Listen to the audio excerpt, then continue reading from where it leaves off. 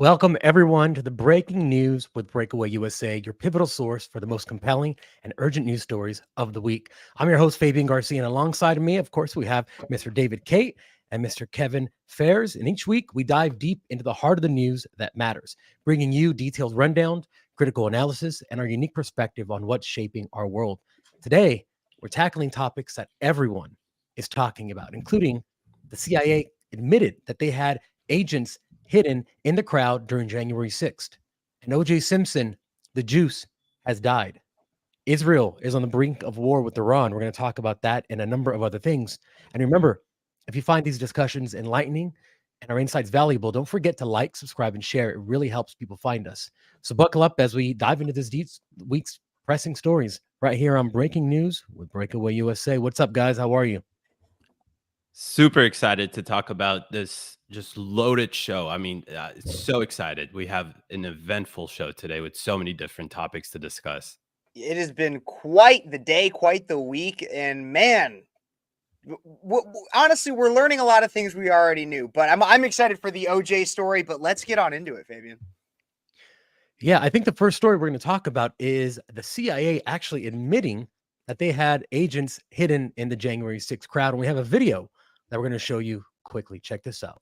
Additionally, O'Bleness states that he knows and works with FBI agents who were undercover in the January 6th Capitol riot, estimating about 20 field agents were there undercover. While O'Bleness notes that they were not involved in violence, this appears to be the first admission of undercover FBI agents in attendance. I thought you said that there were FBI agents in the crowd at J6. There always are when there's a big protest in D.C. Just in case it gets out of hand like that. But there wasn't enough to turn that tide. I mean, I'm talking they maybe have 20. You needed 1,000 to get rid of that crowd. So they had like, that was just 20? Yeah, just to go through there and see what I can hear, that kind of thing. Wow. Yeah, definitely. They needed 1,000 at least. Well, Wow. see, that's also Capitol Police jurisdiction. They're in charge. So Why they didn't have more on hand, I don't know. The Bureau didn't really want people knowing that they were in the crowd. Mm-hmm. Because that would be overstepping their A bounds. little bit. Do people know that? Why? Did people know that the Bureau was in the crowd? Nope, and probably never will. You know agents that were there? Mm-hmm. Really? They work for the agency now. Shocking, but I wouldn't say too shocking, right, fellas? I mean, we finally have the CIA admitting to us, well, perhaps this isn't exactly the CIA itself, but it's an agent of the CIA and a contractor of the CIA finally admitting to us something that we've known all along, that they have different tactics to how they take out their political enemies, if I would call them enemies. And then they know also how to embed themselves in certain operations so they can entrap individuals and cause certain things to happen. So I just want to briefly read this headline story that I have. So that was Gavin what was his name? Let's say O'Bleness. So O'Bleness, and he actually admitted that over 20 undercover FBI agents were embedded on the January 6th event. And something that we've known for a while now, because every time somebody comes and testifies in front of Congress and they get asked, were FBI agents present during January 6th, they always come short of admitting it, but they never deny it as well. I just want to read a little bit about this real quickly. Inside the entire event, he actually said that, he was asked, do people know that the FBI was involved or they were undercover agents? And he said no. And I don't believe that they will actually ever know. The public will never actually know about this. I actually also want to add in here that they went after Alex Jones. And what they did, perhaps you may not agree with Alex Jones, but this is pretty scary to think about, that the government waged a war on an individual that they simply disagree with. They went after him, and their biggest mission was to essentially make him broke, charge him with as much money as they possibly can, which I would say that they successfully have. So, fellas, what do you think about this when you have the government going after individuals, saying that they are embedded in certain events like January 6th? What do y'all think? From what I see, and this is scary. So we've always heard that the Chinese have infiltrated, the Russians have infiltrated the U.S. government officials back in the 50s, 60s, 70s, 80s, 90s, and even now. But to see this happen so often with James O'Keefe being the primary person, that him and his investigators, and you have other people who are now being copycats, thankfully, and doing their own investigations, and you're having these top level government officials spill the beans on all of these clandestine and classified things. It tells me that all those books I read growing up, where the Russians and the Chinese had some guy and they put a hidden microphone, like, it wasn't that hard. I had a much higher level of respect for people who work for the embassies and the government, because what I'm seeing now, I mean, this is an absolute disgrace. In this video, he says himself, I don't know if I should talk about these things because it's classified. So he didn't do it on accident. He did it on purpose, and he still, because he wanted to get laid, he kept telling stories about it. Is that really how they got it? Is it was like through like a dating app or something? Yep. Absolutely. Summer Grinder, like the gay ones that So the they gay wait, guys. wait. So they get gay. Oh my god! Don't be gay, everybody. You'll get found out by Project Veritas. I guess that should be their new slogan. No, when I hear this though, if you saw me laughing, it was because I just love that when they get on tape, the guy going, and nobody knows this, and they probably never will. I love when they say that because it's like on tape and then it's released, and now everybody, at least who sees that video, will now know. But it's once again another thing where, like you said, David, we already knew this. Like, we already knew that the government was in some way involved. I think the biggest question I would want to ask, and this is just, and this is might even make some people like, I never thought to ask that, and you might not be happy that I'm asking this, but I wonder if anybody was ever involved in anything that happened in 2020, all those race riots and everything that stoked so much. And so here's what I'm thinking, right? Okay, so the government involves themselves in things like this. He says that it's not just January 6th, it's in things like this.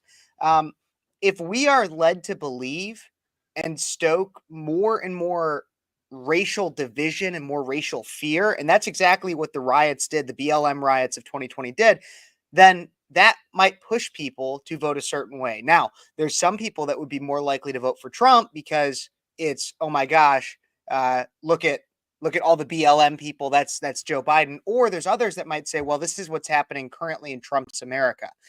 We need something different.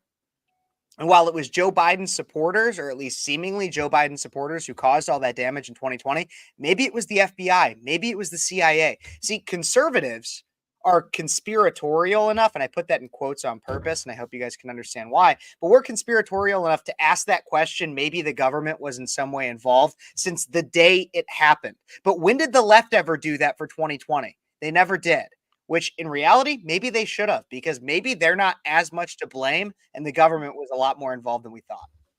That's an actually interesting point that you bring out, because we know that the damages were in the billions. The amount of police officers that were hurt were, I believe, close to 100 or so. I know police officers died as well during those BLM Summer Love riots that they were having. And that's actually an interesting aspect, because I think that us conservatives should be actually questioning that as well, thinking to ourselves, well, perhaps did the FBI or the CIA or anybody really embed themselves in the Summer Love riots to cause more fear and to essentially perhaps, right? Because we know that actually hurt President Trump more than it did good for him. So perhaps his war with the intelligence community extends to these operations, which include the Summer Love riots. That's actually an interesting point, Kev.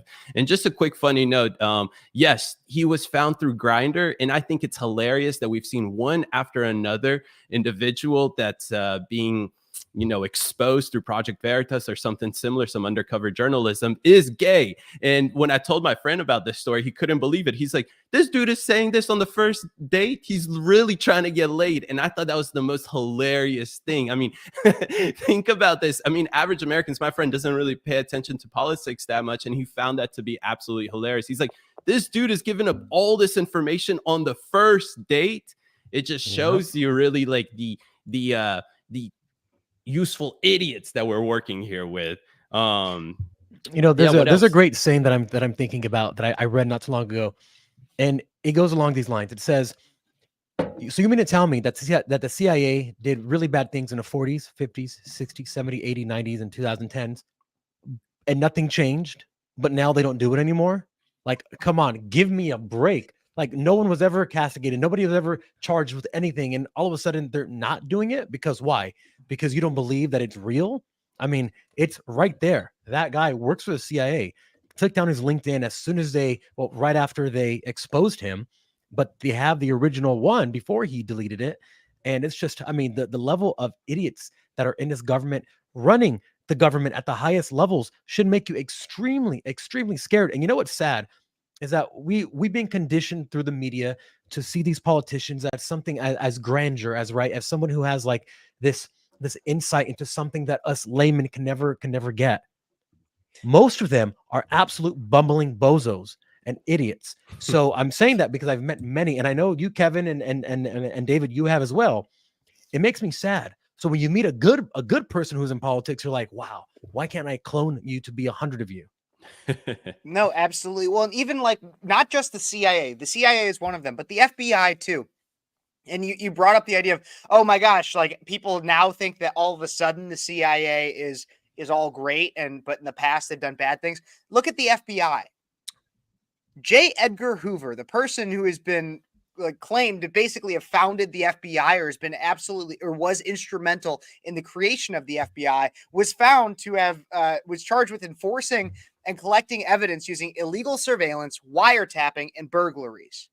Like, even the founder of the FBI was doing things that were against their own ethics codes. So it's a great thing, and this is kind of off on a little bit of a tangent, but it's a great thing that our government actually struck down the FISA courts, which is just another example of how the government overextends its power to try to assert its own dominance over the will of the people.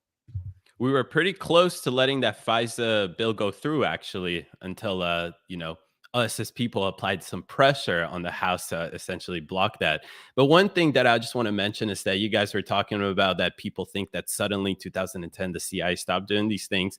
But in 2015 is when President Trump came out and waged war against the intelligence community for essentially going against all of our rights. And so it's really, I think, there's no way that you can sit there and believe that the CIA suddenly stopped doing their activities and their operations that they were doing before to go after political opponents and after political movements, essentially, that may cause a threat to them. Guys, any last thoughts before we move on? Yeah, I wanted to say that if you're watching us and you want to know more about this story, you can learn more about it and more in our exclusive Telegram group. It's called Uncensored News. And basically, what we've done is that we've taken all these stories that we can't put on social media because we'll get shadow banned again, like we have been in the past, and I am right now. But you get a front row seat to news that matters.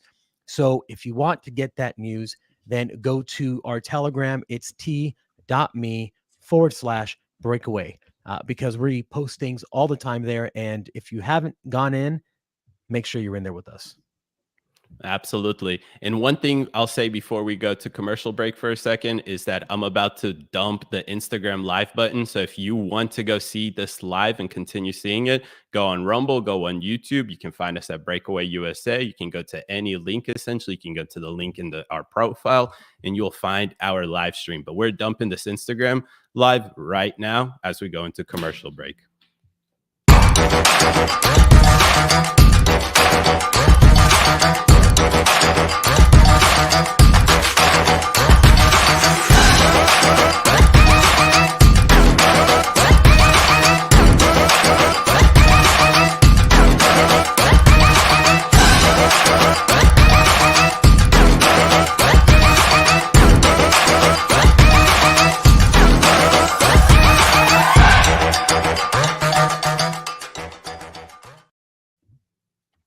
Guys, before we dive back into our discussion, I want to take a moment and talk about something that's not just refreshing, but also aligns with what we stand for, which is the freedom to think, speak, and act freely.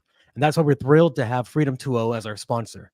So Freedom 2.0, you might have heard of us talk about it before, but it's not just another water company. They're actually a movement, and they unapologetically fight for freedom of speech while ensuring that you stay hydrated with some of the purest water out there. And I really do mean that. It's really damn good.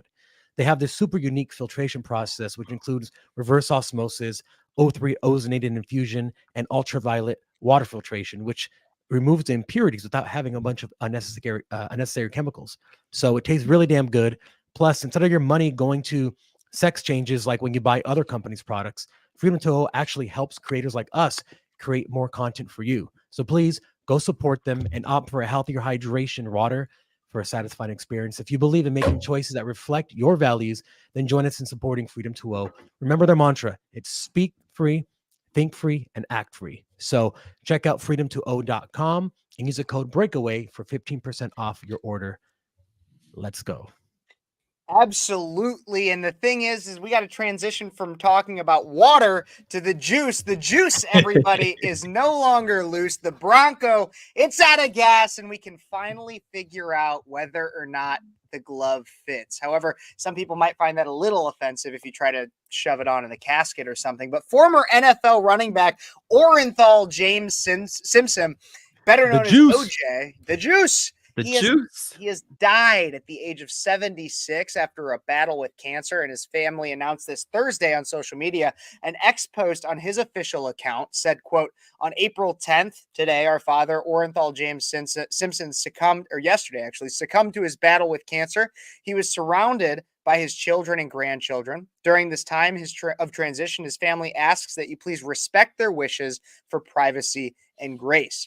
Simpson, as I mentioned, was 76 at the time of his death and achieved national fame after becoming a college football star and later playing for the NFL for 11 seasons, mostly with the Buffalo Bills out of New York.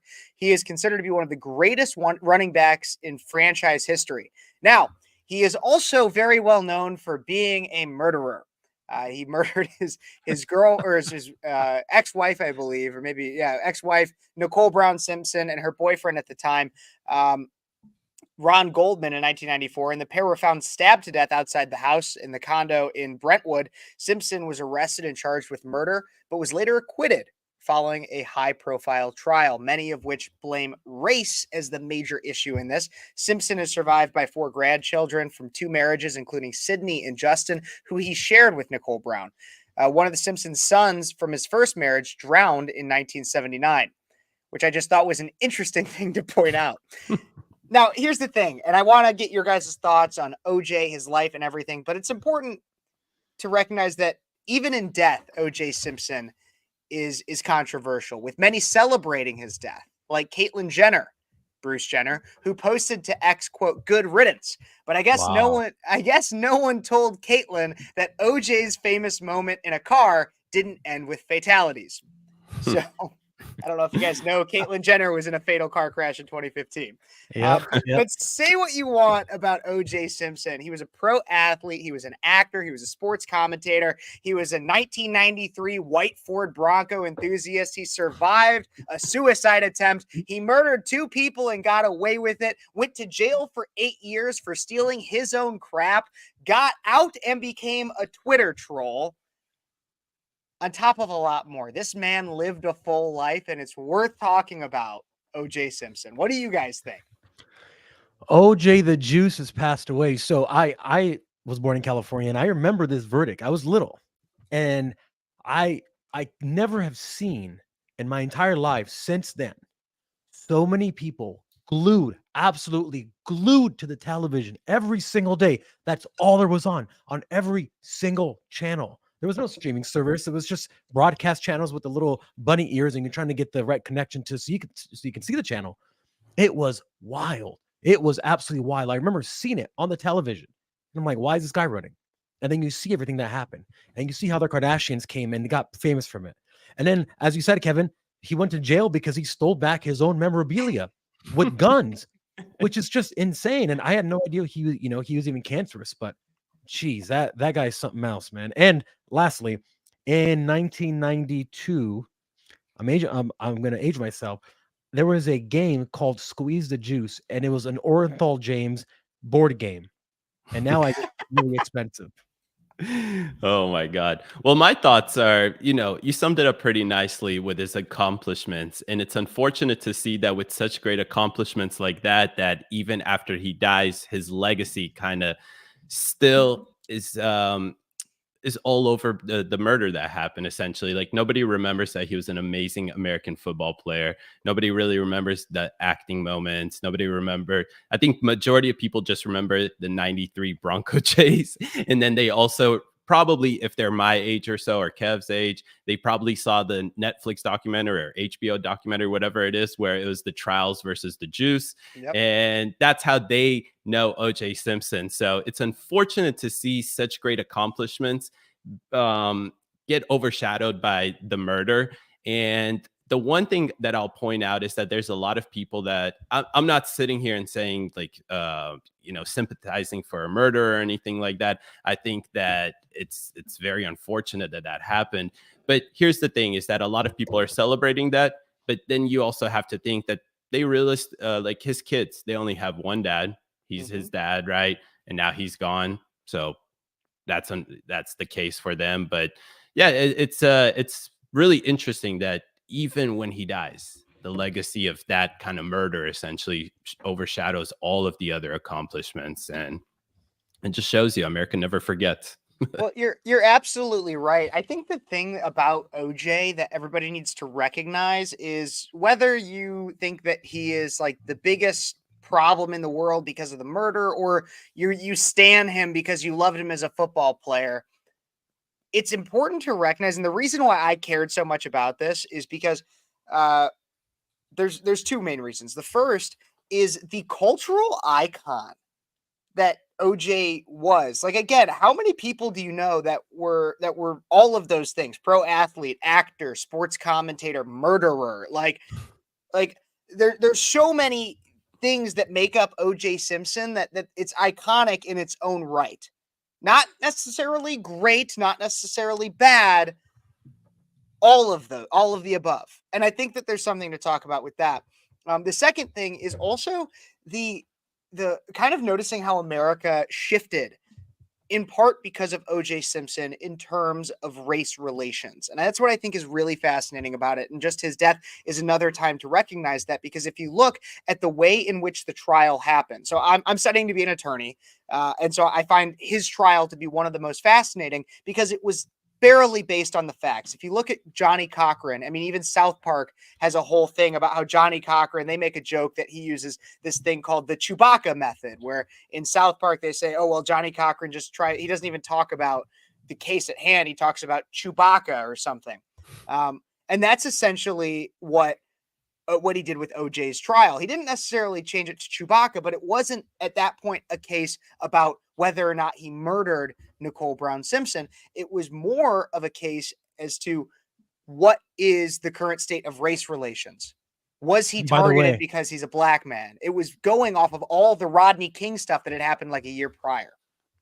By the way, he literally wrote a book, and it's on screen, and it's called "If I Did It: Confessions of the Killer."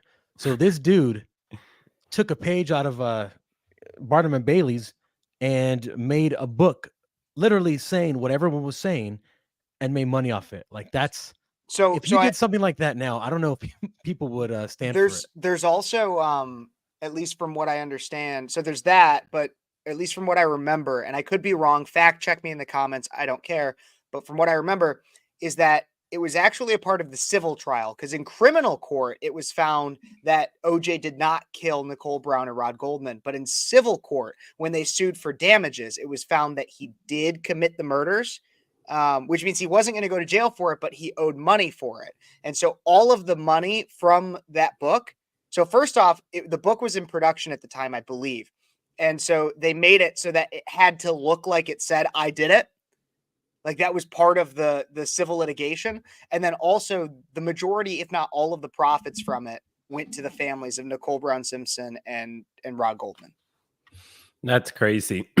I think that the fact that he wrote that, though, is the outcome of not having double jeopardy in the United States, because if you can confess to it after being not found guilty, then beautiful, you can make money off of it, and then you can use that money to pay the civil lawsuit that you will lose. Because Kevin, as you know, future lawyer, the standard for civil court is much different than it is for criminal court. Yeah, it's not beyond a reasonable doubt. It's usually based on liability, that or preponderance of the evidence. Yep, exactly. So, but again, guys, the fact that we're sitting here and talking about it just shows what a legacy essentially, or how hot of a topic, I wouldn't say legacy, but how big of a topic OJ Simpson is himself. And it just shows you guys from how interesting. I mean, they talk about how the courts essentially go against minorities and whatnot. But here's a perfect example of an individual who's a minority who essentially was found not guilty just because of the race relations at the time. So, and this was what, the 90s, right? Yep. Yep. Well, and it all came off because it was in I believe, same county as everything with Rodney King, and so it was just going off of all the and Fabian probably knows it even better because he lives like down the street where like Rodney King's murder was. So yeah, no, it was a crazy time in Los Angeles. In fact, I was just telling my aunt about the riots back in the day, and it's, you know, when you watch some of the stuff on YouTube, which you can just put the 1992 LA riots and look at the footage, it's just insane what normal was back then. Like if that happened right now, well, we had it in the summer of love in 2020, but it wasn't as bad, I believe, the way that the LA riots were, even though it was a more widespread, because this was a very specific area. It was crazy living here. It was absolute crazy. And they would not have wanted anything like that to happen because, number one, I don't think they had the manpower unless they called in, you know, the National Guard again, which they actually did in California. People fail to realize that they called in the National Guard. So I think it's just crazy to know that he got off because they didn't want another riot. Before we head off this topic, I just want to say, have you guys heard of the rooftop Koreans that came out of the whole? Watch it on YouTube. Those guys watch are bad, it on YouTube. man. Exactly. That's all I'm going to say. It's just, if you haven't heard of them, go watch it, because I think that's the coolest thing to come out of this whole entire Rodney King riots that happened. But any last words before we head to the next story, which is kind of related in terms of it being a criminal court case?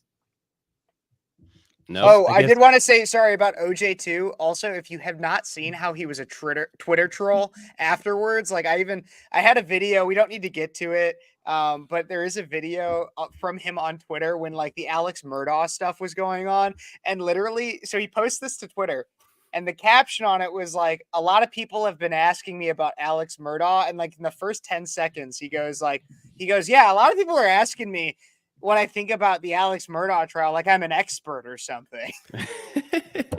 And I just thought it was the funniest thing in the world. But no, you should go look into how he was a Twitter troll after he got out of prison. It was hilarious. I saw that the second he got out of jail, he was already trolling. So we can tack that on as another badge of honor, a master troller. Yep.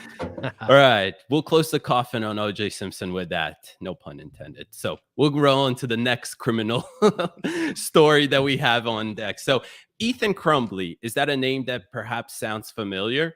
Well, this was actually a school shooter years and years ago in Michigan that was a troubled teen that went into the school and just shot up all of his classmates. Essentially, he ended up killing 4 in the process, injuring 6.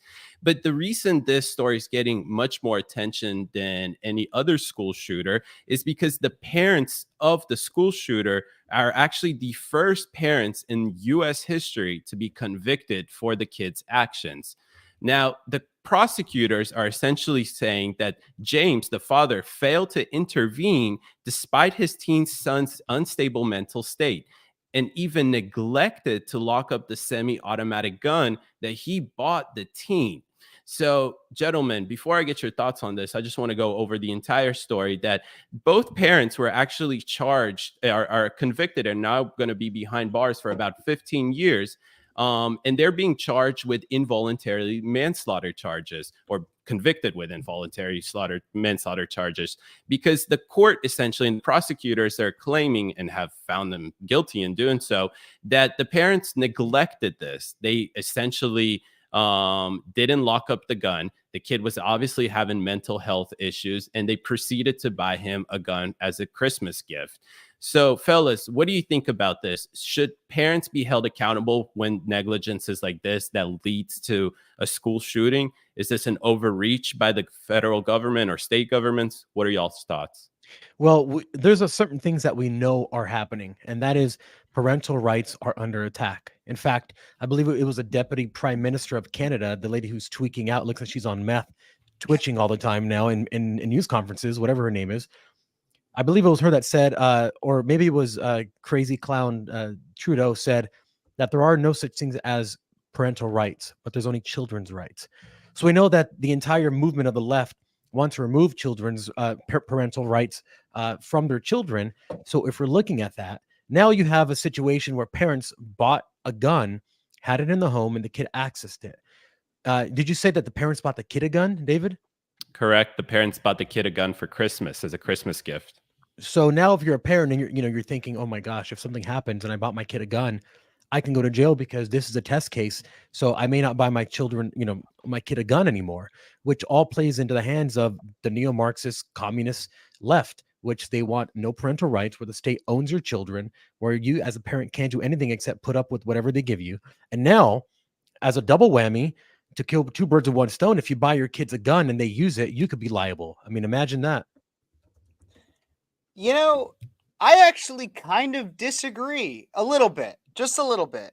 Look, like the way I see it is, if you buy your child a gun, I think it's very instance specific, where I'd have a lot of questions. If you buy your child a gun and you don't teach them properly how to use it, and you are not sure that they are well equipped to own one, then you are in some way at fault. I mean, if your child is under the age of 18, then yeah, you are in some way at fault. You can't ask for parental rights and say that I should have the right to ensure my child doesn't chop off their genitals, and then not also assume responsibility when you purchase them a gun and they go out and kill many people with it. Like that's the way I see it. And so, do I think the government would use it necessarily, or use that power to prosecute a parent in all the same, or always the same? And do I think it would always be fair? No. But if you purchase your child a gun, you should ensure that they're responsible with it. That's the way I see it. Just as much as that, if you're a parent, you should be responsible with your child's sexual organs. Like, so that's you can't have it both ways. Does that make sense? It absolutely does. And that's exactly the same perspective I took to this story, is that essentially if you're going to claim responsibility over your kid, and then that responsibility suddenly drops as soon as that kid commits a crime, especially if he committed that crime because of your negligence, then you're essentially being hypocritical. Let's be honest here, right? So the main idea that I took from this is that the parents knew that the kid was mentally unstable and just brushed it off, essentially. So one, to me, that's a little bit of bad parenting. So that's a factor in there to put in. The second thing is that, why would you buy a 15-year-old a gun and then not put it in a safe? I mean, or lock it up in a safe, right? You can even put it in a safe, but not locking that safe is, I believe, another factor of negligence that we have to consider here. So, but the biggest thing that I take away from this, though, is that a lot of Chicago parents are going to get locked up here soon and held accountable, because that is the real problem that we're having. I believe that if the parents are going to practice just gun safety, just common sense gun safety protocols, then the kids are more than likely to be common sense with their guns. If you don't, and you neglect it, and you just throw around your gun and you leave one in the chamber and everything like that, then you're just you're just asking for that trouble to happen. What do you guys think about the fact that he's 15 years old? Would that be different if he was 18? So what I don't know are the particulars of what are the laws in the state. So what do they actually charge him with? It was negligence. Was it because of how they handled the gun, or the fact that they didn't help the kid who had mental problems? It was two aspects. They failed to intervene because of the son's unstable mental state. So there was a lot of different signs, essentially. The way the court put it, I don't have it here, but it's somewhere in the article, that they failed essentially to stop a runaway train before it hitting, essentially. And the other thing was that they were negligent in terms of not keeping the gun locked up in a safe, which I believe that this is in Michigan, which is a state law, essentially. Got it. Okay, then that's what I wasn't sure of, if you had to have it locked up. Here's a slippery slope, and this is with any argument that the left can make a point and then go from there, is, okay, let's say there was some negligence, etc., because a gun was purchased by the parents, and the parents have a duty to the child. I get that. Now, what if the kid killed someone with a knife? Would it be the same argument there? If the parents purchased a knife, which clearly they did because the kid is 15, he wasn't working, but you have the same constant with the mental health state, but the variable is now it's not a gun, now it's a knife. Now it's not a knife. He just killed someone with his bare hands, right? At what point do you use this as a test case and say, well, because of that, now this is what the left does. They use this landmark case to then start chipping away at individual liberties. They did it with, let's say, gay rights came around, and then trans rights, and now every other thing that you can think of. Now they want to have minor attracted persons have the same rights as everyone else. So I'm always very cautious when I hear cases like this, because I don't know the particulars, but I do know that the left will take things little by little by little by little.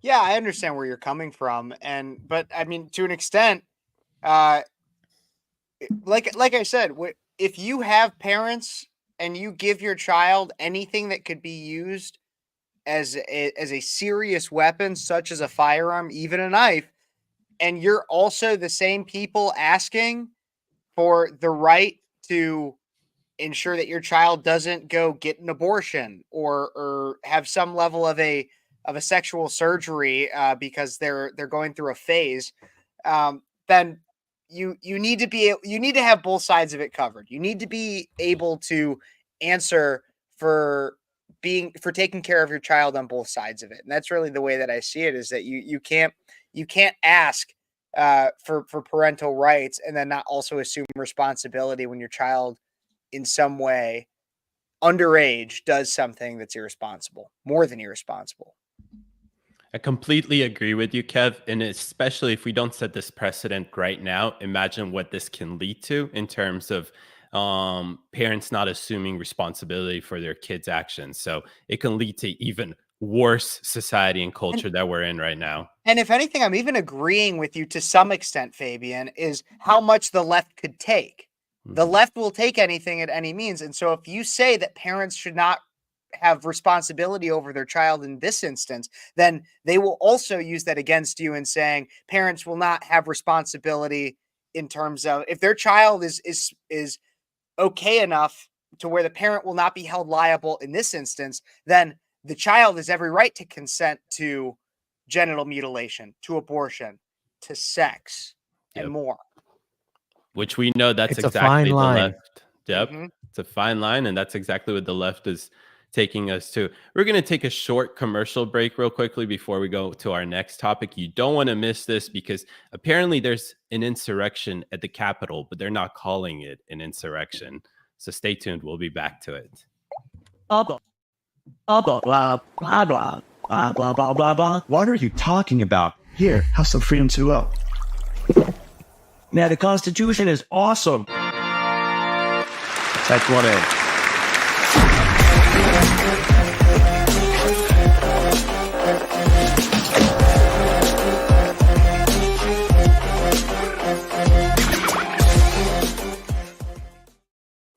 So I think you guys will absolutely love this and will join me in laughing at this, that dozens of anti-Israel protesters were arrested after storming the cafeteria in the Senate office building.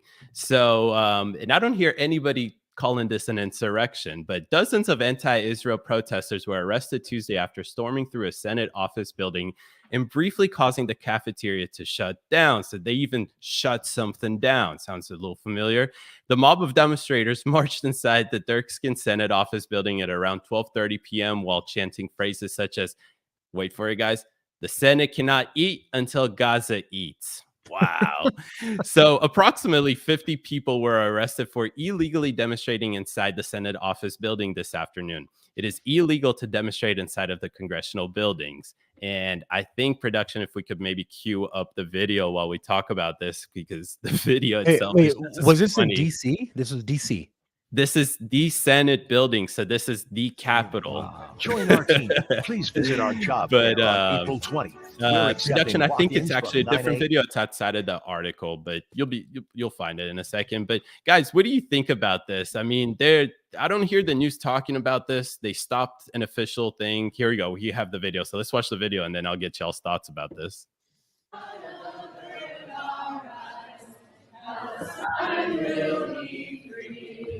Oh my God. Palestine will be free. It's always the same suspects. Same. Palestine will be free. We will not avert our eyes. Palestine will be free. We are Christians for a free Palestine. We are here. To pray for the food of Gaza. Not bomb. Congress and their staff will not eat today. Until Gaza eats. I mean, it looks like a few of them Hey. can stop eating and instead send their food to Gaza. There were some large hosses and hostresses in there. They sure were. Guys, before I get your thoughts about this, just a little quick context for this. So this was actually Christians for Free Palestine took credit for orchestrating the demonstration alongside Code Pink, a self-described grassroots feminist organization notorious for causing disruptions at numerous congressional hearings. So yes, these are Christians to Free Palestine or whatever it means, or Gaza, whatever. Before I get your thoughts, I promise that's the last thing I'm going to say. We do know that Christians get persecuted and thrown off the roofs, and their religion is not allowed to be really practiced under Sharia law or under Islamic rule or jihad rule, right? Which is what takes place in Gaza. So what is y'all's thoughts about this entire ordeal? Fabian? Yeah, I got thoughts. But I know you guys are speechless. Okay, yeah. Let me just say this. Speechless. There are many. So this is the MO of the left. They develop these organizations, and they give it any random name, and they get a random group of people to say, "I'm that," and then they demonstrate. So Christians for Palestine. The name speaks for itself, right? You don't have to even wonder at what that is. It's like having a really good website name like toiletpaperhandles.com or something like that.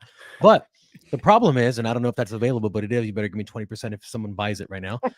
But the thing is that these people are the weirdest of the weirdest, and they make these banners and say these names so that people who are low information voters hear this and say, oh my gosh, Christians are supporting Gaza now. Like, what should I do? I'm so confused.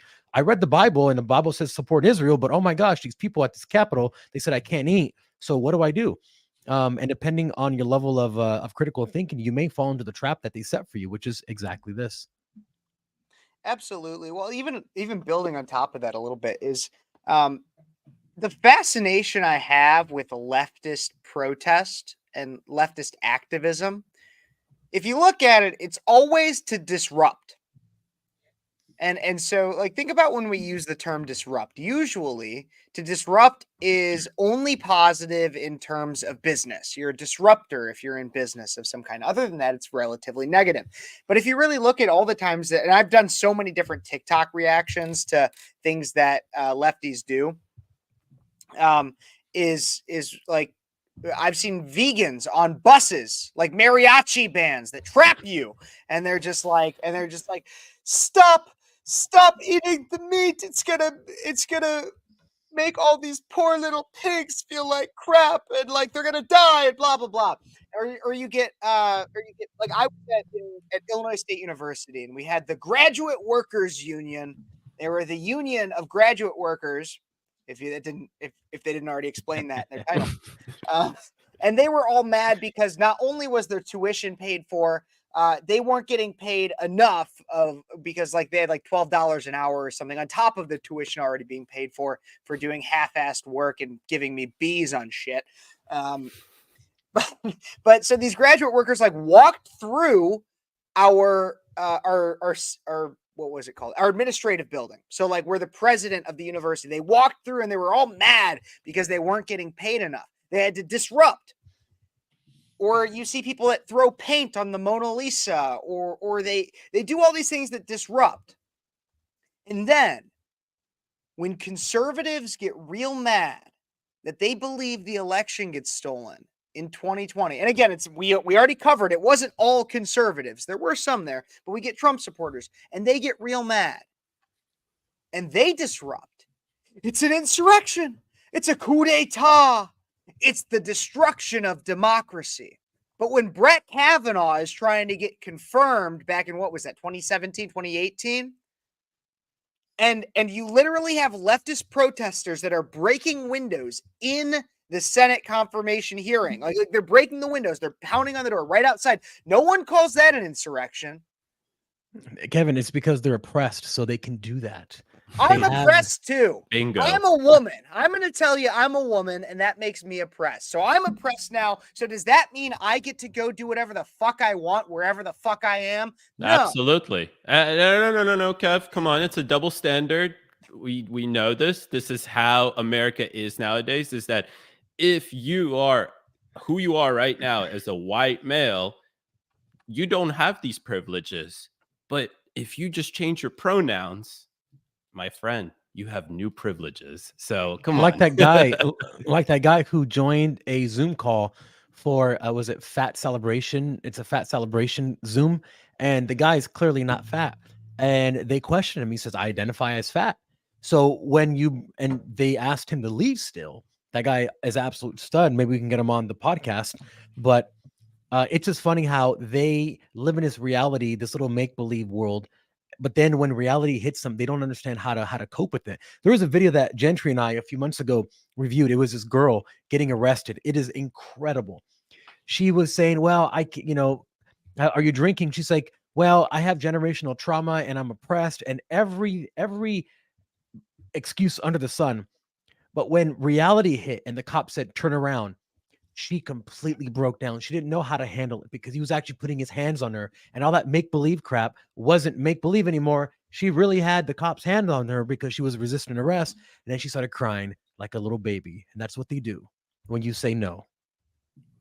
It's a bunch of social justice warriors with a bunch of buzzwords. They don't like to get into the nuances of things because, like Kev's saying, they just want to disrupt things because they believe that is the most effective tactic. And if we look at Marxists, for example, they like to disrupt things. It's one of their main factors in their revolutions, in their culture revolutions and everything like that. So Kev, I see you wanting to come in on that. Because I went off on a tangent and I never finished my full thought, which was, so you compare that. So you have these disruptors, and not in the positive way of the business or anything like that. You have these disruptors, and that's how leftists perform their activism.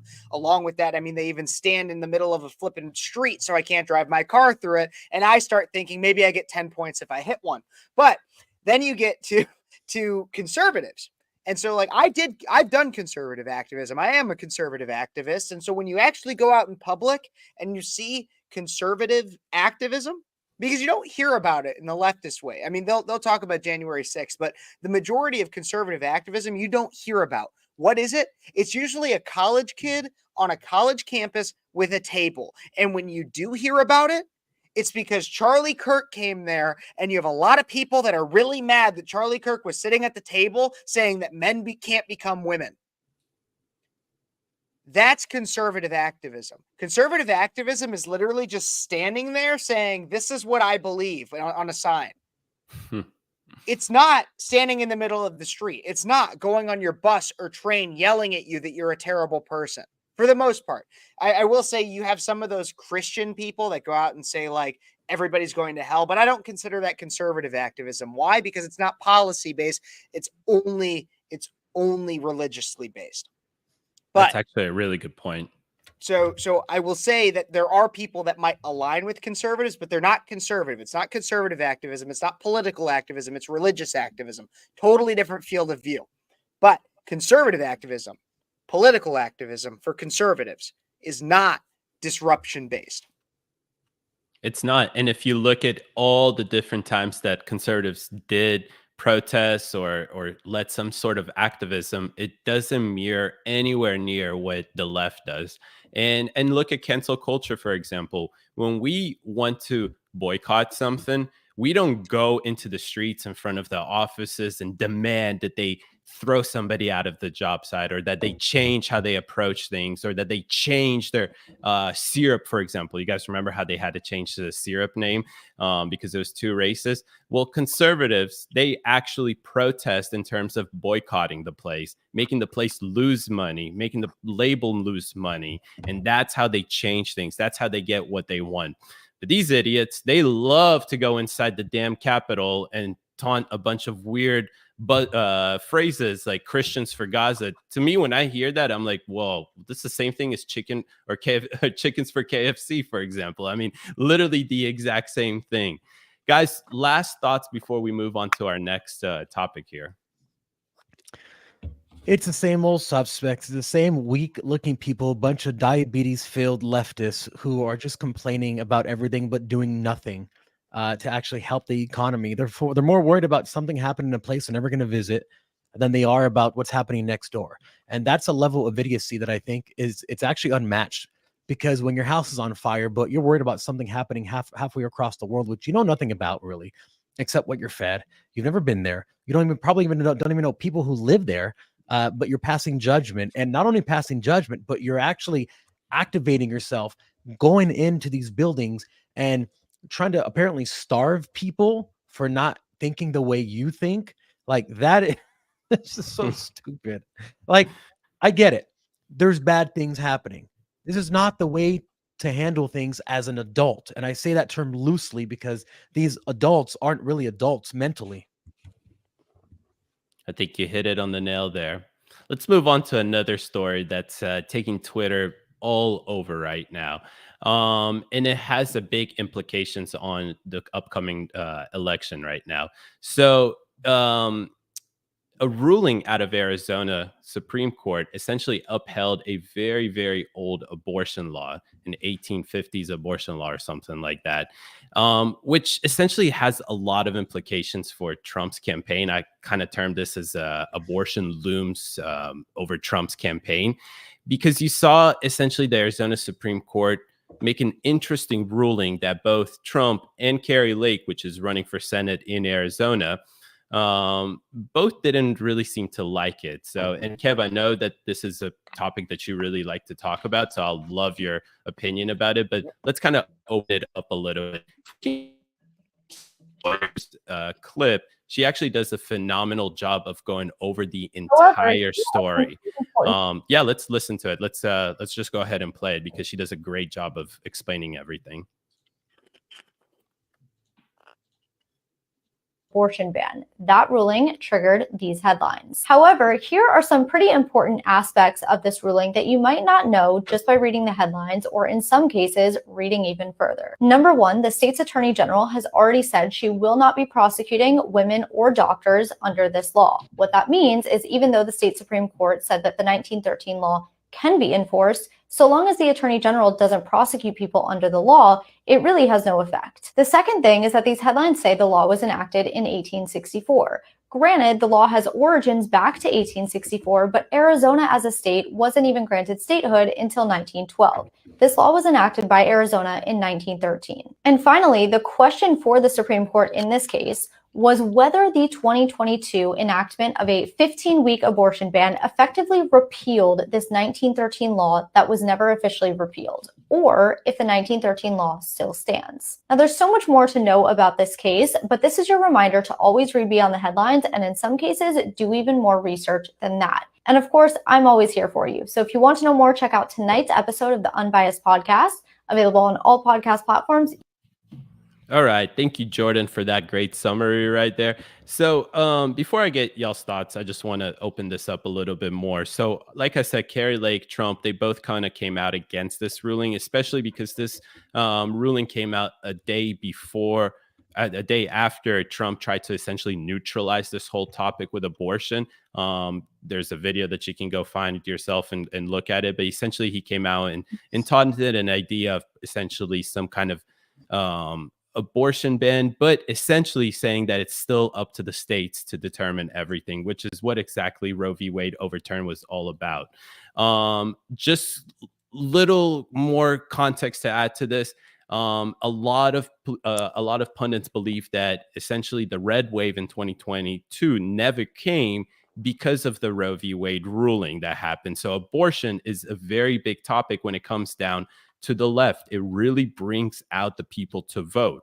So I can see why Trump and Kari Lake perhaps tried to kind of kind of neutralize this, essentially, this ruling and whatnot. But what do you guys think when about the ruling itself? Is it dangerous for the November election? Will this have implications on the overall campaign? What do you guys think?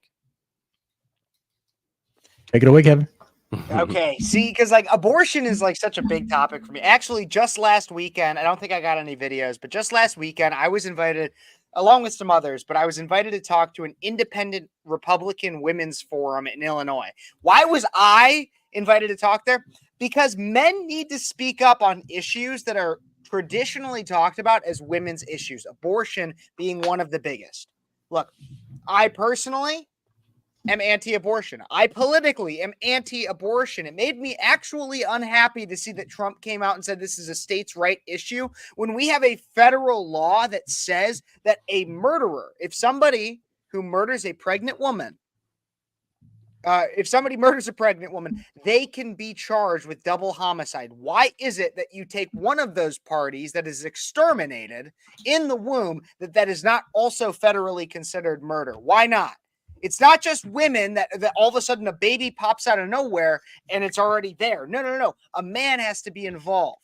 So a man absolutely has a right to talk about this issue. Now, when it comes to this Arizona ruling is fascinating to me because the media will spin it in a fascinating way. Here's what they do. And I actually just recorded a video yesterday. It should air tomorrow on my channel at Speechless Kev, Speechless with Kev Ferris. Check it out. Subscribe, everything. But here's what I say. Here's what they do in the media. They will call this thing, they'll say, oh my gosh, it's a Civil War era bill. They'll come out and say it's a Civil War era bill. Why? Because they want to associate it with things that are negative. Civil War, slavery, race relations during the Civil War. They will try to associate it with that to try to make you feel as if this bill is automatically bad. But just because something is old, just because a rule is old, does not automatically make it morally wrong. Think about it. The 10 Commandments, you shall not kill. That's a bill that's thousands of years old. Does that automatically make it wrong? No. But they'll try to make you they'll make you think that it's wrong because it's old, because it's from the Civil War era. That's the first thing. Trump coming out and saying that he's not pro-abortion, that it's a states' rights issue. Not happy for conservatives. Is it going to affect 2024? Yes, because strategically it's a good option. Strategically, it's good. Here's my take on this. Leaving out, and obviously there's a religious element, political element, everything, right? We do not have enough human beings on the planet to sustain ourselves in any way, shape, or form in most of the world. So if you're just a logical person, think to yourself, why would we be killing more people, more babies, if we already have a massive problem not having enough people? Simply, that's just a mathematical equation. You don't have enough people to repopulate. Certain places are, a lot of the Western world is not.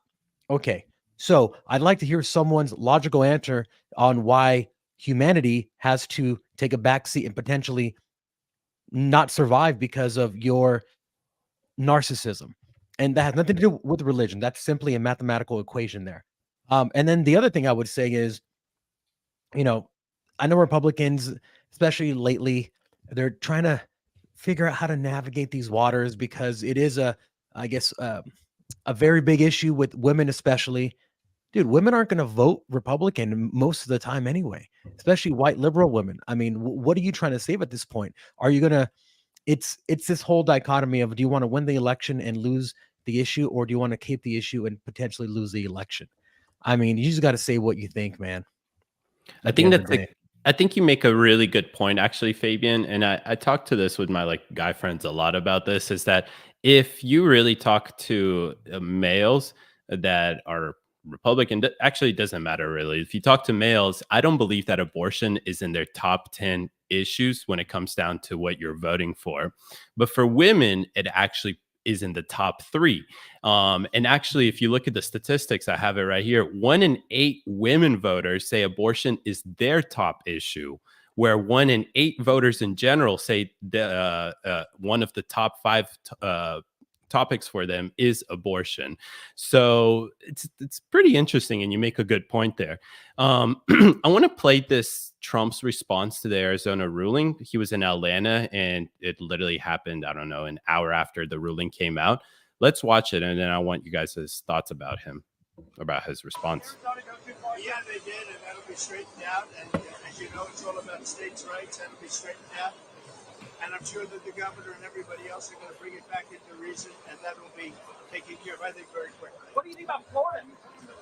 Florida's probably maybe going to change also. See, it's all about it's the will of the people. This is what I've been saying. It's a perfect system. So for 52 years, people have wanted to end Roe v. Wade to get it back to the states. We did that. It was an incredible thing, an incredible achievement. We did that, and now the states have it, and the states are putting out what they want. It's the will of the people. So Florida's probably going to change. Arizona's going to definitely change. Everybody wants that to happen. And you're getting the will of the people. It's been pretty amazing when you think. New inflation numbers came out. Did Arizona go too far? Yeah, So we can pause that.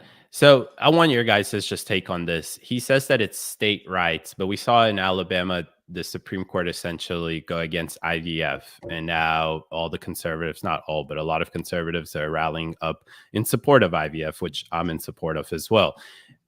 Arizona Supreme Court puts this interesting ruling out. And now he's also saying that state rights. It's kind of, I don't know. He's kind of saying both things at the same time. What do you guys think? So I think that this issue, and I actually did a very deep dive into the history of abortion, because it's changed all across history, even in the times of Samaria. They had it one way, and then it changed, and it changed back. It's been changing all the time.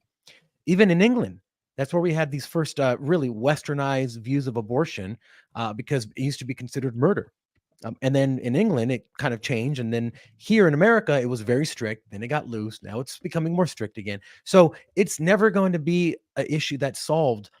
You're always going to have this back and forth. But the issue, I think it's very, very, very overcomplicated. If you think that baby should be killed because someone doesn't want to have them, it's an inconvenience, then that's the way you think. If you don't think they should kill the babies, then it's a very simple stance. To say, oh, well, 15 weeks and 7 weeks and 14 weeks, and those are all just nuances to try to make your dumb position more malleable. If it's no, if the answer is that it's wrong, then it's wrong. There's no degree of wrong. It's just wrong. It's a very simple issue to me. I think that the thing with the Arizona ruling, and Kev, if you have information on this, and if I'm wrong, correct me, but I think the issue with the ruling essentially is that it outlaws abortions even in the cases of rape or incest. I know that mother. Okay, it does. So it's the only exception is the life of the mother. Exactly. So with that caveat in there, what do you guys think? I mean, about this ruling? Because I agree with you, Fabian. It's a yes or no thing. The whole weeks thing is actually, just adding on to the thing or whatnot. But this is a little different case, it seems like. Here's what I heard. Here's what I've heard from others, and this is what I believe because I was convinced. I hate how people put rape and incest together. Mm-hmm. Because sometimes they can be together, but there are instances of incest that are not necessarily rape. And I don't want to talk about all that, but it's just the point of being is that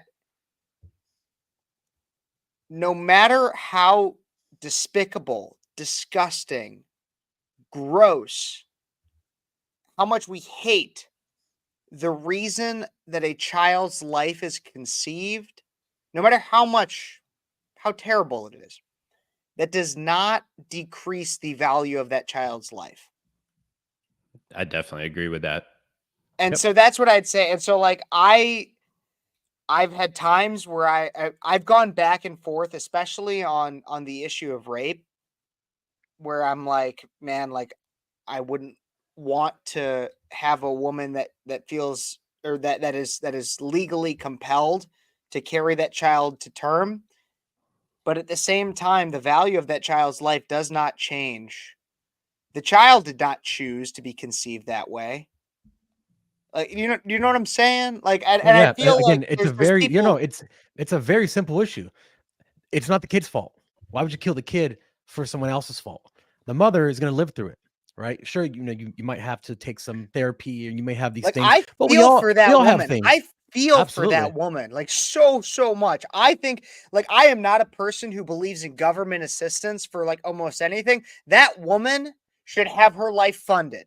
If your child was conceived by rape and you carry it to term, your life should be funded, government funded. I don't care. No more taxes.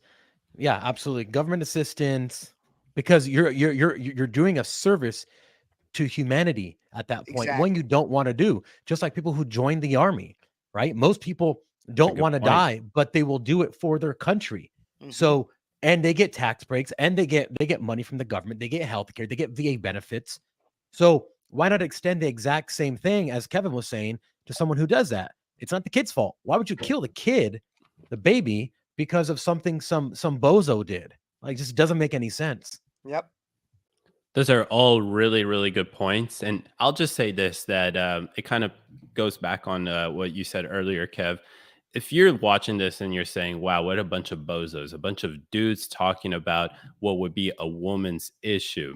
My whole thing that kind of goes with that is that, and it goes back to what you were saying, Kev, that this is not a men's issue. So how dare they be talking about this and legislating policies and whatnot. White men fought against slavery. They weren't black. Okay. It wasn't their issue essentially, but they fought for their rights. The same way men fought for women's rights when they received their right to vote and work and whatnot. So you don't necessarily need to be something in order to speak about that topic. So I want to make that very clear. And I think that both of you guys have really, really great points and interesting points. My only concern necessarily is that I love conservative policies, America First policies, and I believe the only way you can institute those and actually make them into 30, 40-year policies that shape our institutions and whatnot is by winning elections, right? And it's hard to win elections when, if production, can we cue up this Biden campaign ad? Because they already created a campaign ad that they've put $30 million in. They committed $30 million across battleground states to play an ad that's going to emotionally hit people into place. And here's the thing is that abortion is such a key motivating factor to get voters out for Democrats that I'm a little worried about this. Production, if we don't have that video, it's fine, no worries. But you know what, let me say something about this issue, because it's being used to get conservatives to not really say what they really mean. Let me explain. In Islam, every single thing they believe it to the death,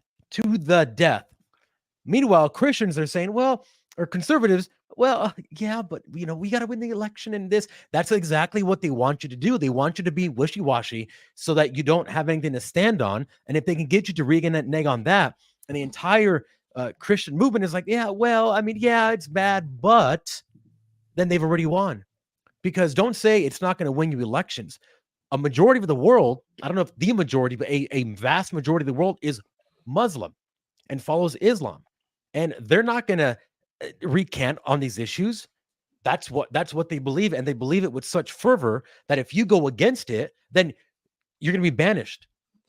But then Christians are like, absolutely. Oh, and like, that's the thing is like, that's what I really realized is because, so I grew up in a time where I was 12 when Ogre Biefeld went through the Supreme Court and legalized gay marriage. I had a teacher at the time who was lesbian. And so I went through a time in which I was told by society that I needed to accept homosexuality as if it was just this normal thing that is not in any way sinful. No, we as Christians cannot sit back and say, oh, no, we need to be accepting. We need to be accepting. No. There's a difference between toleration and acceptance. You can tolerate somebody in a public setting that has a wildly antithetical worldview to what you believe. But to fully accept and say, I'm an ally of the gays, or I'm an ally of those who want to procure abortions, I just wouldn't do it personally. That is not in and of itself Christian.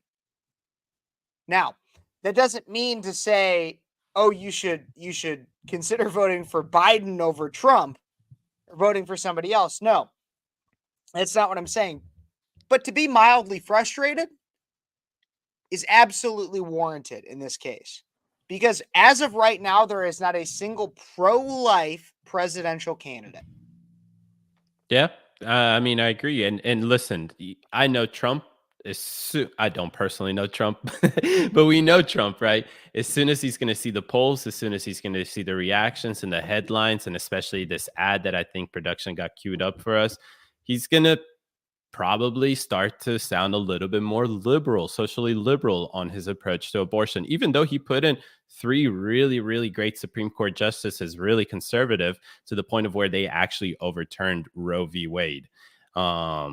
Okay, never mind. Sorry. I thought we had that video, but guys, any last thoughts before we move to another topic? I know we're a little bit into our stream tonight. It's fine. I can go as long as we want. But when it comes to this one, abortion is something that's really important to me from all aspects of it. But once again, don't just because rape is taboo or incest is taboo, don't back off. Don't be like, oh, no. Like we'll need to allow. It can be a conversation. But once again, the child's life does not lose value based on the means of which it was conceived. And when it comes to the life of the mother will only be threatened either during birth or in terms of ectopic.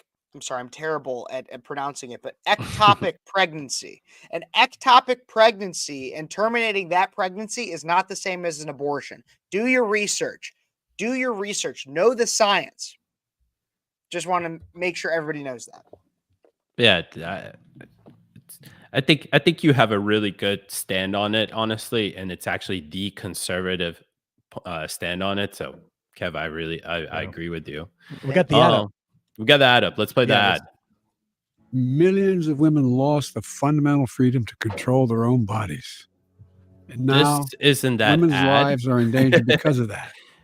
The question is, if Donald Trump gets back in power, what freedom will you lose next?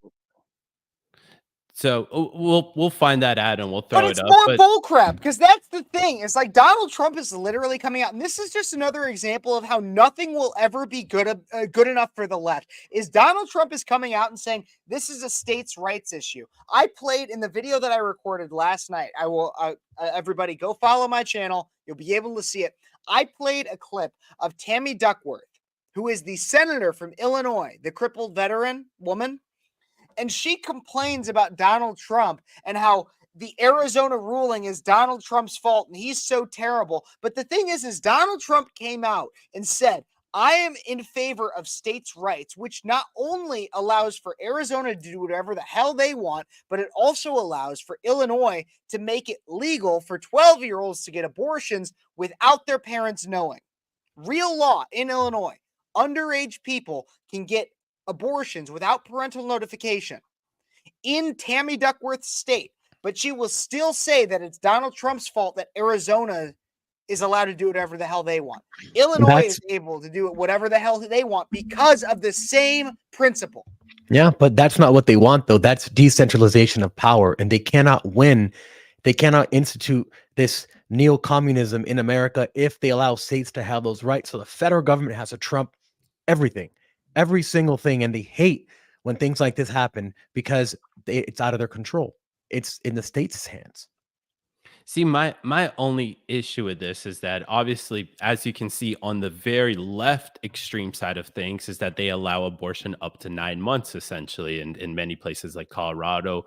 I'm pretty sure California is still in one of those categories. But then on the right side of things, they'll take it to these extremes where they will institute certain laws, like not laws, but rulings like we saw from Arizona, essentially. And I feel like personally, again, it's in terms of a political win, the best position to take on this is letting states have the right to do this, right? But that will mean that then you'll have places like Illinois and Colorado and California and whatnot. So it's it's pretty tough, honestly. It's a rough battle, but I'm sure that as we approach November, we'll find the right strategy for it, right approach to it, and especially how candidates should be talking about this issue. Because for 1 out of 8 voters, this is their top issue, and for women, it is their top issue. 1 out of 8 of them. So, and it's never going to change. It's never going to change. That's right. So if you keep being, ambivalent about this or changing your answers depending on what the political climate is, then you're going to be known as a person who just goes along with whatever is, whatever popular opinion is, even though popular opinion can be either falsified or misinformed or just straight up wrong. Yeah, I agree.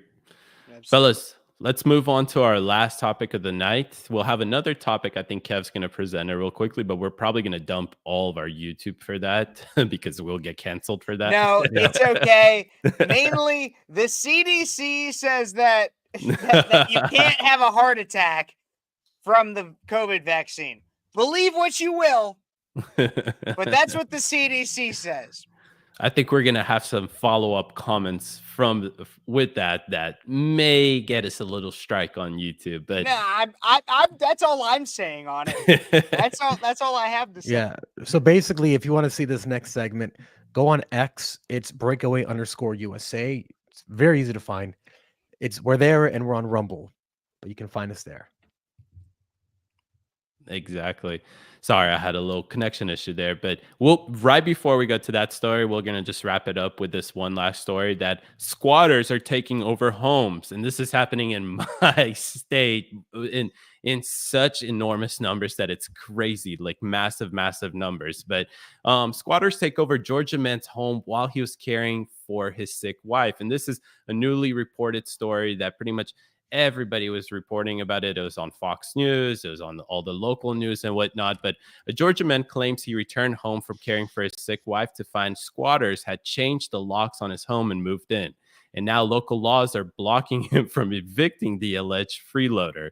I'm happy to say that our governor actually stepped in and enforce some sort of laws that makes squatting or squatters, whatever you want to call the activity, a misdemeanor. So now they don't have to actually go back and forth and negotiate everything. But the thing is that if you thought this has just happened like one case or two cases, a New York Post article from 2 months ago literally stated that there were 1,200 of these incidents happening just in Fulton County, which is home to Atlanta, in a matter of a month. And the thing is that they're not just coming into these vacant places and whatnot and breaking in there and living and whatever, sleeping at night. They're selling drugs out of that place. They're prostituting out of that place. They're doing all of these crazy things. Now, here's another factor to consider here. We have a massive influx of illegal immigrants coming through the border. And the Biden administration is pretty much flying them all across the United States. Well, now you have such easy squatter laws, I don't even know what to call it, that essentially all these illegal immigrants can also have housing now. All they have to do is find a vacant home, which they can find, you know what I mean? Your house, for example, and take over it. And all you have to do is be gone for a little bit to the grocery store to take care of a sick one, to visit them at the hospital or something like that. And you'll come home to somebody taking over your house and you won't be able to evict them. And if you're in a blue state, in a blue sanctuary city especially, boy, you're screwed. Fellas, what are y'all's thoughts about this? When I was living in India a while back, I met this Italian couple, and this is exactly what they did. In England, they would stay in mansions because the people would be gone vacationing for the summer, and that's when they would go in. And once they had the locks changed, it was the exact same situation. And she would tell me that's how we live. We live in these mansions, and once they finally kick us out, we just go to the next one. It's actually really incredible to hear that. We know that communism, as Karl Marx said, can be summed up in a single sentence: the abolition of private property. We know that insurers are leaving states like California in droves because of the amount of crime and apparently climate change. We know that this is done so that it's scary to have property. If you can't insure a home and you can't even have a home that's yours, but you still have to pay taxes on it, but someone can come and take it, Why would you buy a bunch of personal property if you know you can't insure it and it can be taken from you? So this is all done, I believe, to get people to stop buying things so that they can rent everything to you. As the World Economic Forum says, you will own nothing and be happy. Exactly. A lot of it is to be dependent on someone else, specifically the government is really what it is. But I also want to point out, because like I agree with everything Fabian just said, but to be a little bit comedic about it, can we point out how these homeless people were able to afford U-Hauls and to change the locks? And like I got to admit, like there's a certain level of impressed that I am with like how they were able to steal these houses from these people. Like Kevin, not just steal them and rent U-Hauls, but they've also generated a new business by a selling new drugs income. and Like I girls. feel like it's a little sad to me that their genius is being wasted on being lazy, because had their genius been put to good use, maybe we could have had like a cure for cancer or something. I don't know. Like I know you guys probably didn't have much of this on your 2024 bingo cards, but here's another thing that I'm sure that you didn't have on that card is that the Democrat senator out of Pennsylvania, our favorite one, Fetterman, who just surprised everybody in the last, I don't know, half a year or so, he actually gave an interview about this whole thing. And he said that squatters have no rights. And then he said, how can you even pretend that this is anything other than you just breaking the law? And then he just follows that up by saying, I am not woke. And I'm just like, I had to like scratch my eyes. I'm like, is this really John Fetterman saying this? I mean, even he understands how ridiculous this is. Yeah, Fetterman is, I swear, this is like Vince McMahon's last coup de grace before he has to resign forever. This is his last storyline, his last gimmick. This doesn't make any sense of this this entire Fetterman thing. I was so against him. Like, this guy's an idiot. Especially, against Dr. Oz and all that, and he won, and I get it. And then he had like a stroke, and then he went away and he couldn't talk anymore. And then he's like, came back and he's all like anti-woke and he's carrying like Israeli flags just to troll people. Like, none of it makes any sense. And I mean, this is at the top levels of government. So what in the hell is really going on with Fetterman? I don't know. It's comedic to watch. I'm glad he's becoming non-woke now. Jeez, that whole situation is just weird. It sure is. And it's that's why I had to take a sip of my freedom water. Thank you again, freedom water. But great story. Just to wrap things up, we're going to have an extra exclusive segment just on Rumble and Twitter. So make sure that you head on over there. But Kev left us. I was going to say, Kev, any last thoughts about this? But while we get everything situated and figured out, just some housekeeping stuff is that we are wrapping up with the week. So we'll see you next week already for Monday night stream, 8:30 p.m. Eastern, 5:30 Pacific. Me and Fabian might have some interesting guests. You don't want to miss our Monday night streams. We kind of get you ready for the week ahead of you.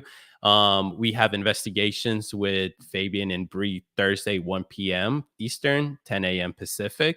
And then we'll be right back again with it for our Thursday night home team stream, 8 p.m. Eastern, 5 p.m. Pacific. Guys, the best thing that you can do, first of all, I appreciate all of you guys watching this. It really means a lot. It really, really does mean a lot.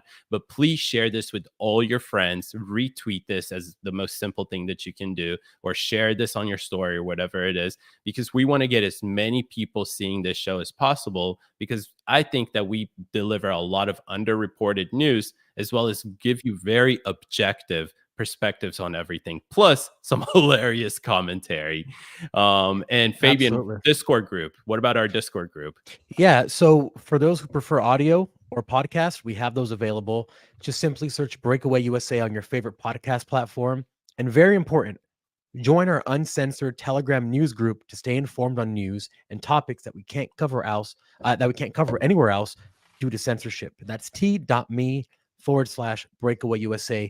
We also want to take a moment to thank our sponsors, Freedom to O and the Wellness Company, for the support in bringing you today's podcast. Stay informed, stay connected. Absolutely. And even with that, if you guys noticed, I was gone for like 30 seconds to a minute. It's because I'm still trying to invest more in my internet.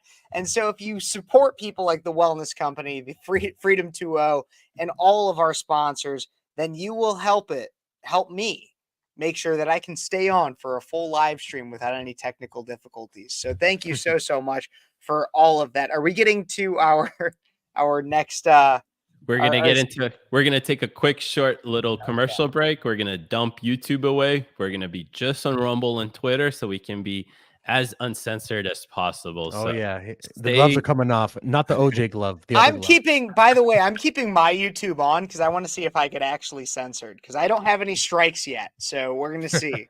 Interesting. Very brave of you. But oh yes. All right, let's head on to a little quick commercial break, and then we'll get into our exclusive segment.